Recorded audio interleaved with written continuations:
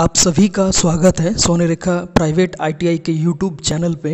एक बार फिर से हम लोग आज single phase induction motor chapter से बहुत ही महत्वपूर्ण एमसीक्यू क्वेश्चन को आज कवर करेंगे।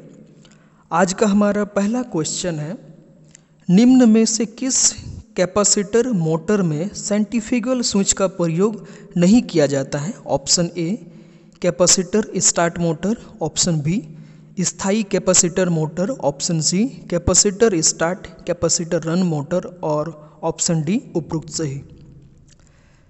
आज का हमारा पहला क्वेश्चन में बोला है, निम्न में से किस मोटर में सेंट्रीफ्यूगल स्विच का प्रयोग नहीं किया जाता है?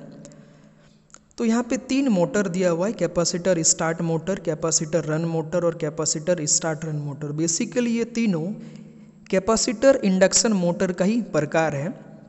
इसमें से जो पहला है capacitor start motor, capacitor start motor में सेंट्रीफ्यूगल स्विच का प्रयोग किया जाता है और जैसे ही मोटर 70 to 75 स्पीड को पिकअप कर लेता है तो सेंट्रीफ्यूगल स्विच डिस्कनेक्ट हो जाता है और मोटर केवल रनिंग बाइंडिंग पर ही कार्यरत करता है। अगर हम बात करें इसमें कैपेसिटर का रेंज में, तो कैपेसिटर स्टार्ट मोटर में 60 से 120 माइक्रोफैराड का कैपेसिटर प्रयोग किया जाता है और जो दूसरा है स्थायी कैपेसिटर मोटर मतलब permanent capacitor motor, permanent capacitor motor में सेंट्रीफ्यूगल स्विच का प्रयोग नहीं किया जाता है और इसमें जो कैपेसिटर प्रयोग किया जाता है उसका मान लगभग 2 से 2.5 माइक्रोफैराड के बीच में होता है। और जो तीसरा मोटर है capacitor start capacitor run motor, इसमें दो कैपेसिटर को पैरेलल में कनेक्ट किया जाता है और एक सेंट्रीफ्यूगल स्विच का भी प्रयोग किया जाता है। तो इस पहला क्वेश्चन का बिल्कुल सही जवाब है स्थायी capacitor motor, permanent capacitor motor में किसी भी प्रकार का सेंट्रीफ्यूगल स्विच का प्रयोग नहीं किया जाता है। बढ़ते हम लोग नेक्स्ट क्वेश्चन की तरफ। निम्न में से किस मोटर में दो कैपेसिटर का समांतर युग्म प्रयुक्त किया जाता है? मतलब ये जो चार ऑप्शन है, इन चारों ऑप्शन में से किस में से दो कैपेसिटर को पैरेलल कनेक्ट किया जाता है? पहला ऑप्शन है कैपेसिटर स्टार्ट मोटर, दूसरा परमानेंट कैपेसिटर मोटर और तीसरा capacitor start capacitor run motor और डी उपरोक्त में से कोई नहीं। थोड़ी देर पहले हम लोग बात किए थे कैपेसिटर इंडक्शन मोटर, उसमें से सबसे पहला आता है capacitor start motor. Capacitor start motor में ओनली वन कैपेसिटर का प्रयोग किया जाता है। इसी प्रकार जो सेकंड है स्थायी कैपेसिटर मोटर, इसमें भी वन कैपेसिटर का ही प्रयोग किया जाता है। बट जो capacitor start capacitor run motor, इसमें दो कैपेसिटर को पैरेलल कनेक्ट करके प्रयोग किया जाता है। तो इस प्रश्न का सही जवाब होगा option C, capacitor start capacitor run motor में दो कैपेसिटर को समांतर क्रम में प्रयोग किया जाता है। नेक्स्ट क्वेश्चन है, कैपेसिटर स्टार्ट मोटर में घूर्णन की दिशा को द्वारा रिवर्स किया जाता है।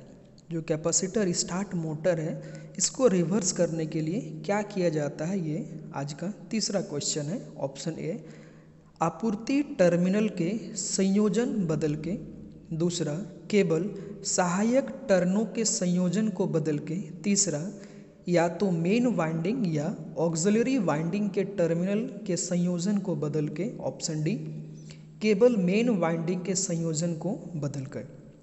किसी भी कैपेसिटर स्टार्ट मोटर को अगर हम लोग रिवर्स करना चाहते हैं तो उसके लिए या तो मेन वाइंडिंग या फिर ऑक्सिलरी वाइंडिंग के टर्मिनल को बदल करके ही हम लोग रिवर्स कर सकते हैं। तो इस प्रश्न का सही जवाब होगा ऑप्शन सी। घरेलू रेफ्रिजरेटर में निम्न में से कौन सा मोटर प्रयोग किया जाता है? जो घरेलू रेफ्रिजरेटर होता है उसमें कौन सा मोटर प्रयोग किया जाता है? Option A DC series motor, option B DC shunt motor, option C universal motor और option D single phase induction motor. जो घरेलू रेफ्रिजरेटर होते हैं उसमें basically single phase induction motor का ही प्रयोग किया जाता है। तो इस प्रश्न का सही जवाब होगा ऑप्शन डी। निम्न में से कौन सा प्रतिवर्ती मोटर है? प्रतिवर्ती मतलब reversible motor. Option A universal motor, option B capacitor start split phase motor, option C A और बी दोनों, ऑप्शन डी उपरोक्त में से कोई नहीं। रिवर्सिबल मोटर का बेसिकली मीनिंग होता है ये फॉरवर्ड वाइज में भी घूम सकता है और रिवर्स वाइज में भी घूम सकता है, मतलब दोनों डायरेक्शन में मोटर घूम सकता है।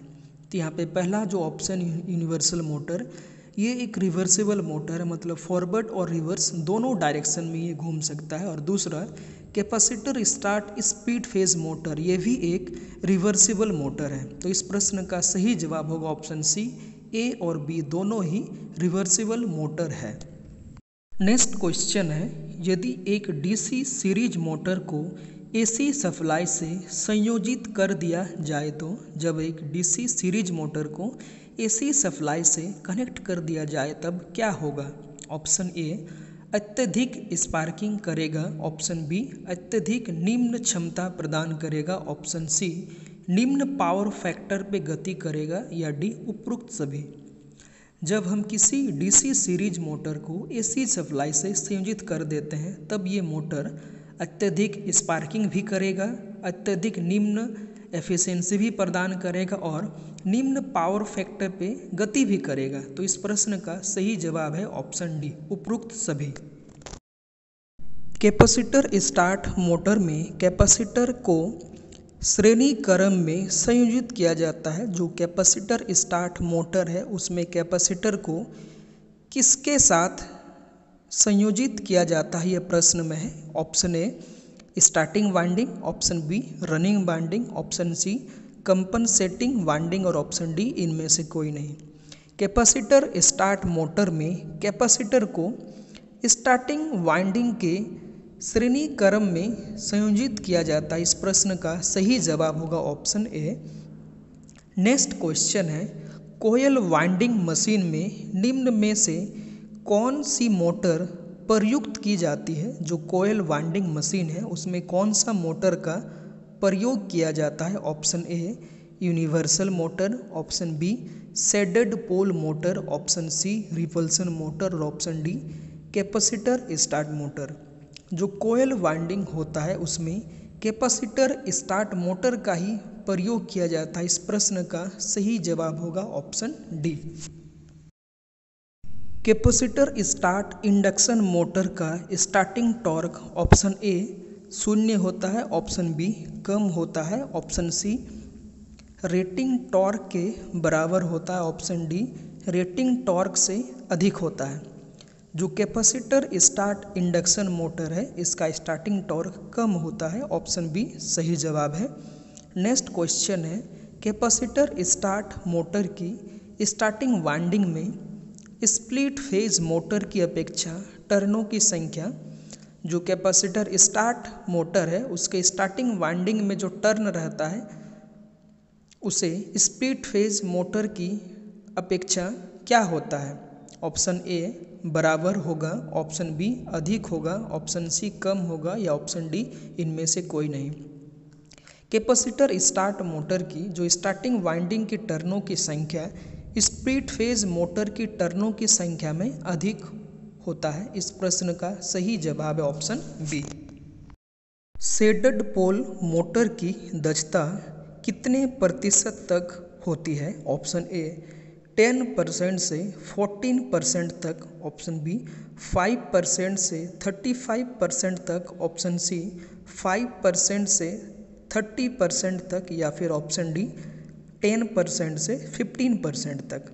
जो शेडेड पोल मोटर होता है इसकी एफिशिएंसी लगभग 5% से 35% तक होता है। नेक्स्ट क्वेश्चन है, शेडेड पोल मोटर में शेडिंग कोयल बनी होती है। जो शेडेड पोल मोटर है उसमें शेडिंग कोयल बनी होती है। ऑप्शन ए लोहे से, ऑप्शन बी एल्युमिनियम से, ऑप्शन सी कॉपर से या ऑप्शन डी पीतल से। किसी भी प्रकार का जो कोयल है वो कॉपर का ही बना होता है। तो इस प्रश्न का सही जवाब होगा ऑप्शन सी कॉपर से।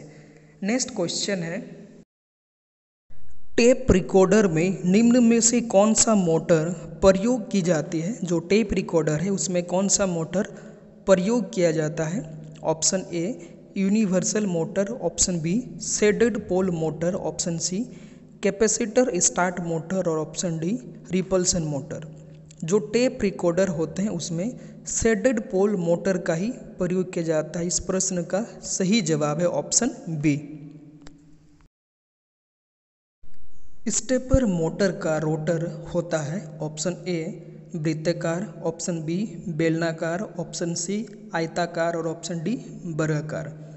स्टेपर मोटर का रोटर बेलनाकार जैसा होता है। इस प्रश्न का सही जवाब है ऑप्शन बी। जो रोटर होता है वो आयताकार, वर्गाकार या वृत्ताकार का नहीं होता है। लगभग सभी रोटर बेलनाकार शेप का ही बना होता है। ये आज का हमारा आखिरी क्वेश्चन है। एक बिना एक्साइटेशन वाली सिंगल फेज सिंक्रोनस मोटर होता है। एक बिना एक्साइटेशन वाली सिंगल फेज सिंक्रोनस मोटर होता है। Option A reluctance motor, option B universal motor, option C repulsion motor या option D AC series motor. एक बिना एक्साइटेशन वाला single phase synchronous motor reluctance motor होता है। इस प्रश्न का सही जवाब है ऑप्शन ए रिलक्टेंस मोटर।